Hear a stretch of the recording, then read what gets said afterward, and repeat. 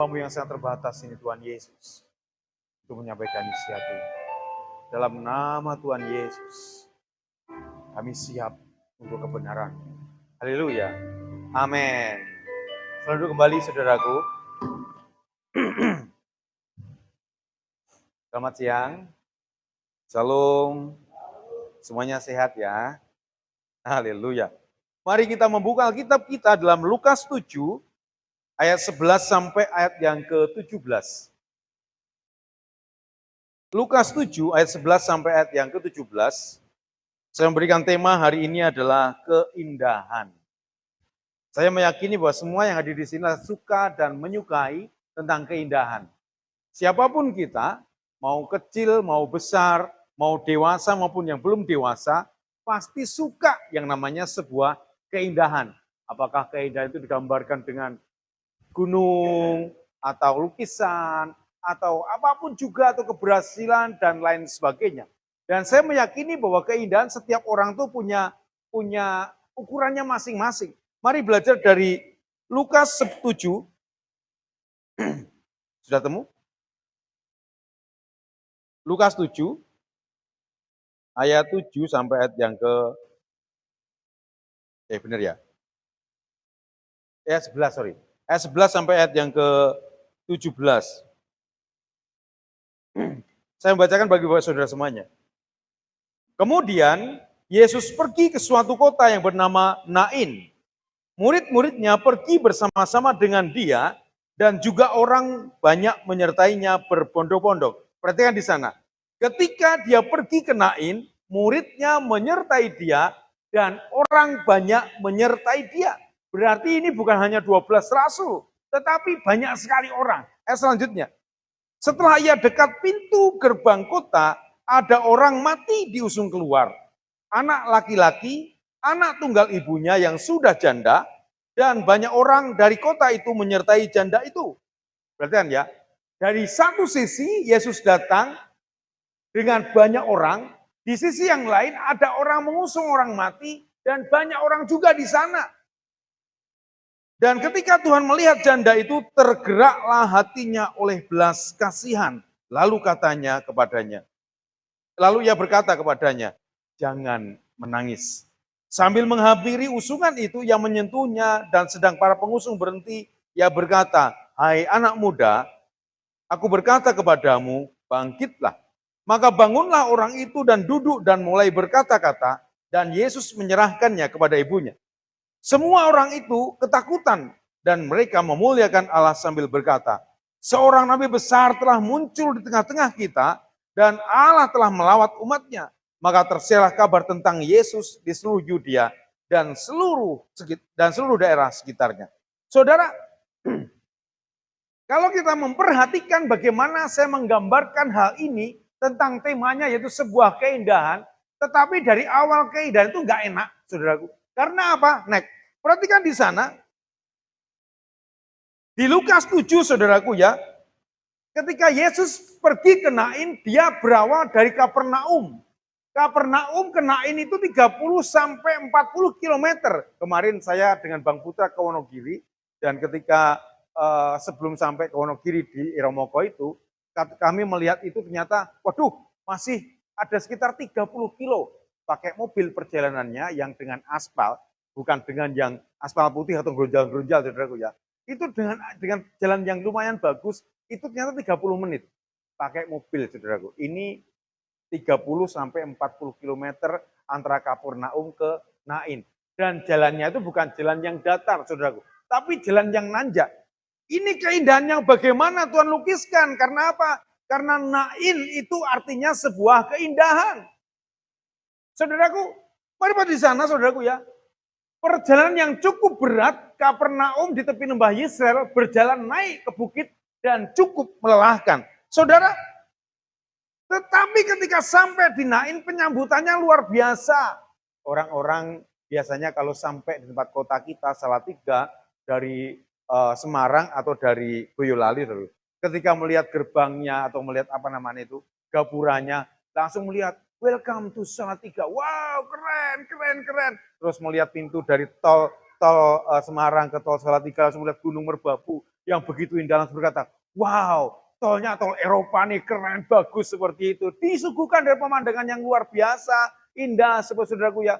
Tapi ketika Yesus berjalan dari Kapernaum ke Nain, Nain artinya keindahan sampai di Nain yang terjadi ada orang ngusung, orang mati. Saudara, kalau kita rombongan, sing tadinya kita tertawa-tawa, tapi ketika di depan ada orang mati langsung klekep. Betul ya? Entah tua, entah muda, entah apa nih? Ya pokoknya semua orang ketika semua tertawa-tertawa, tapi ketika bertemu dengan seorang mati pasti langsung diem, langsung ya Tuhan, sakne ya, wong tuane gimana ya? Saudara, next. Ini hal yang punya problem yang luar biasa. Kenapa saya katakan problem yang luar biasa? Ayat ini menuliskan ini ada seorang janda. Jika Alkitab itu menulis tentang janda, berarti ini bukan janda kembang. Kalau di Indonesia janda biasanya janda kembang. Tapi Alkitab jika menulis tentang janda, ini umurnya lebih dari 60 tahun. Yang biasa sudah tua, seperti itu. Dan Alkitab juga mencatat bahwa anak satu-satunya, anak laki-lakinya, itu mati. Saudaraku, ada satu orang dan satu-satunya. Ini urusannya dengan ekonomi, urusannya tentang masa depan janda ini juga. Karena apa? Karena yang digadang-gadang, itu anaknya ini, anak satu-satunya ini, saudaraku, bagaimana tidak? Dia udah tua, nggak bisa apa-apa, cuma anak satu-satunya akan ngopeni seperti itu. Saudara, nangkap ya? Dan saya merasa ini janda Nain ini ketika anaknya meninggal, bertemu dengan Tuhan Yesus dengan rombongan begitu banyak, saya meyakini dia hanya diam 1000 bahasa. Kenapa? Bingung, nggak mau ngapa-ngapain. Wes, sakarmu Tuhan, wes. Dan saya melihat bahwa pikiran sudah mulai melayang-layang. Melayang, oh melayang, bayang-bayang gelap. Tawan banget loh saya generasi X ya. Pikiran udah melayang, kenapa? Tuh besok gimana ya, anakku udah nggak ada. Aku makan gimana? Masa depan gimana? Saudaraku, ketika janda ini kehilangan anaknya satu-satunya, ini berhubungan tentang masa depan dan tentang ekonomi dia. Saudaraku, sesuatu hal yang terjadi pada waktu itu. Next, ini ayat kuncinya.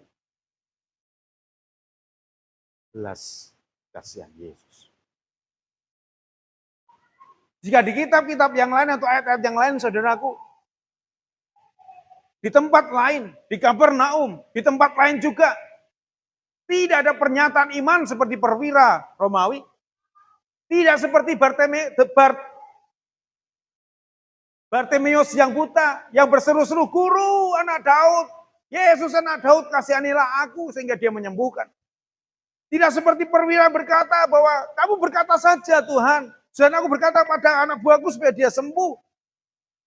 Ini wanita ini cuma diem, karena apa? Bingung harus gimana tentang masa depan, ekonominya, dan sebagainya. Tidak ada yang berseru seperti Bartimeus, tidak seperti perwira, tidak yang lain-lain. Sembuhkan dia, tidak. Yesus tidak pernah menunggu diminta. Tapi karena dia punya belas kasihan pada wanita ini. Saudaraku, ini ayat kuncinya. Bagaimana hidup kita? Seharusnya kita mendapatkan belas kasihan Yesus. Dengan cara apa? Hidup kita milik Tuhan. Katakan amin. Ketika hidup kita milik Tuhan, yang paling penting kita mendapatkan belas kasihan Yesus. Yang tidak usah kita harus teriak-teriak, minta tolong dan sebagainya, tapi harus berikan, ini anakku, seperti itu. Kita sudah punya keluarga, pasti kalau anak kita minta sesuatu, kalau dia udah bikin seneng, kita nggak usah anak kita minta, pasti kita beri. Betul nggih ibu-ibu, bapak-bapak ya? Tapi jika anak kita tuh bahasa Jawa tuh nganyel bahasa Indonesianya apa ya? Karena banyak bukan orang Jawa soalnya. Mengonyolkan. Kalau anak-anak kita ngonyolkan seperti itu, menganyelkan tuh bikin jengkel, bikin sensi dan lain sebagainya. Terkadang anak kita harus minta baru kita kasih. Tapi jika anak kita itu orang yang selalu bikin kita seneng, bikin kita bangga, atau mungkin di kita yang mungkin tanpa mereka minta, pasti kita akan berikan karena tahu kebutuhan dia. Saudaraku, itu maksudnya belas kasihan. Wanita ini, janda ini mendapatkan belas kasihan Yesus. Karena dia tahu ketika dia kehilangan anaknya. Ini berhubungan dengan masa depan dan ekonomi janda ini. Yang pertama, yang kedua. Ketika dia membangkitkan pemuda dari Nain ini menunjukkan satu tanda, dia adalah Allah yang sah. Jika orang-orang pada zaman perjanjian lama, semua nabi harus punya tanda. Tanda panggilan, tanda kuasa, dan lain sebagainya. Tapi Yesus sudah menunjukkan dia bukan hanya nabi, tapi dia Allah. Karena yang bisa membangkitkan orang mati, hanya Allah itu sendiri. Saudaraku, jika mereka minta bukti bahwa Yesus adalah Allah, salah satunya ayatnya di sini. Yesus membangkitkan orang mati. Tidak ada nabi lain yang bisa membangkitkan orang mati seperti Yesus. Hanya berkata, bangkitlah, maka bangkit. Saudara, yang pertama itu. Yang kedua, yang ketiga. Next.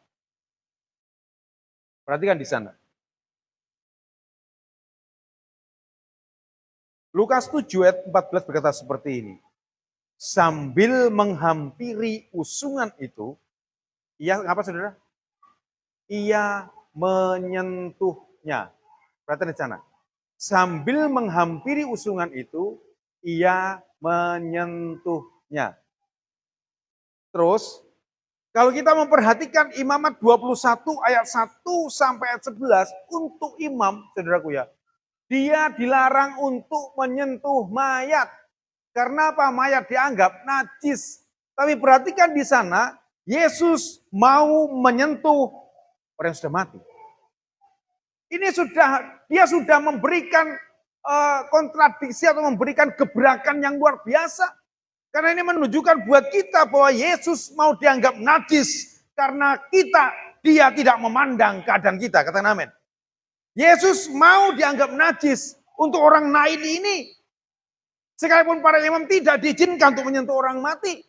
Sekalipun para nabi gak mungkin dia sentuh orang mati. Karena dia tahu hukum Taurat bahwa dia itu sedang najis. Saudaraku, tetapi Yesus menunjukkan ada dobrakan-dobrakan dalam ke depan. Dia mau dianggap najis oleh semua orang. Gara-gara orang Nain tentang keindahan ini. Saudara, ini hal yang luar biasa buat kita. Buat saudara dan saya. Dia sudah mematahkan tradisi-tradisi, bahkan hukum-hukum Taurat. Semua orang nggak mau pegang dia, nabi nggak mungkin pegang dia, imam apalagi. Pasti menguburkan hanya saudara-saudaranya. Tapi Yesus mau dianggap najis. Karena Nain ini begitu berharganya. Saudara, mari belajar berbicara tentang Nain. Berbicara tentang masa depan. Next. Ini yang terakhir, saudara. Maka bangunlah orang itu dan duduk dan mulai berkata-kata. Dan Yesus menyerahkan kepada ibunya. Saudara, ini mengajarkan kita setiap hal-hal yang membuat kita mati rohani, ketika bertemu dengan Tuhan Yesus, maka ada kebangkitan yang terjadi. Yang pertama. Yang kedua, maka Yesus menyerahkan kepada ibunya untuk apa? Supaya masa depan ibunya itu kembali ada. Supaya saudara dan saya semua yang mengalami kematian rohani, bangkit kembali, punya masa depan yang baru bersama dengan Tuhan Yesus. Intinya di sana, intinya ayat kuncinya adalah belas kasihan Yesus, sehingga saudara saya punya masa depan yang baru. Intinya di sana, supaya saudara dan saya punya kekuatan yang luar biasa menghadapi tantangan. Kita tahu ekonomi kita mungkin berkata sedang carut-marut lah, sedang gak baik-baik lah seperti itu. Tapi ketika pertemuan saudara dan saya dengan Tuhan Yesus itu membuat saudara bangkit. Kematian rohani Yesus sanggup untuk memulihkan. Katakan amin. Jika mati jasmani saja Yesus sanggup untuk membangkitkan. Apalagi kematian rohani. Buka hati saudara. Jangan keraskan hati. Kalau keraskan hati, karena Tuhan itu memberikan kepada kita hak free will untuk menentukan hidup kita. Masa depan baru ada di tangan saudara. Mau buka hati atau tetap mengeraskan hati. Buka hatimu, terima urapan baru. Masa depan baru bersama dengan Tuhan Yesus. Saudaraku, kematian hati nurani, kematian hal yang beku-beku seperti itu, Yesus mampu membangkitkan hal itu. Satu pemulihan berdampak pada satu keluarga, ingat hal ini. Bagi saudara yang keluarganya sedang hancur, satu pemulihan hatimu berdampak pada satu keluarga. Nain hancur, padahal ini keindahan. Nain keluarga janda ini hancur. Keramaian terjadi, mereka hanya bisa nangis-nangis saja. Tapi setelah nangis, setelah dikuburan mungkin dia udah nggak bisa apa-apa. Paling menghiburnya sampai 7 hari, 10 hari seperti itu. Nggak ada yang bisa menghibur.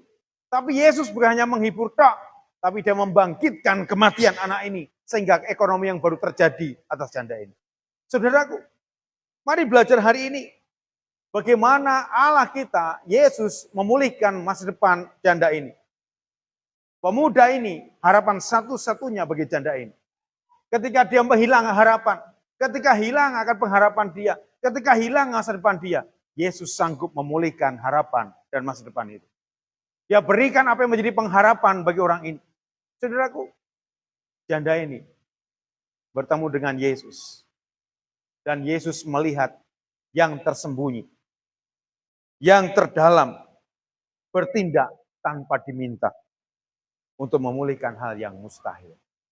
Saudaraku, tidak ada yang mustahil bagi Yesus. Hidupmu ada dalam Yesus. Ada lagu pujian yang ngebeat itu. Hidupku ada di tanganmu. Terus biar. Kau beri rancangan terindah. Itu sebenarnya. Tak ada yang baik saja yang ku terima. Walau hidupku diremukan. Nyanyi dong. Nah, biasanya lagu setelah firman kan lagunya yang lagu sing penyembahan.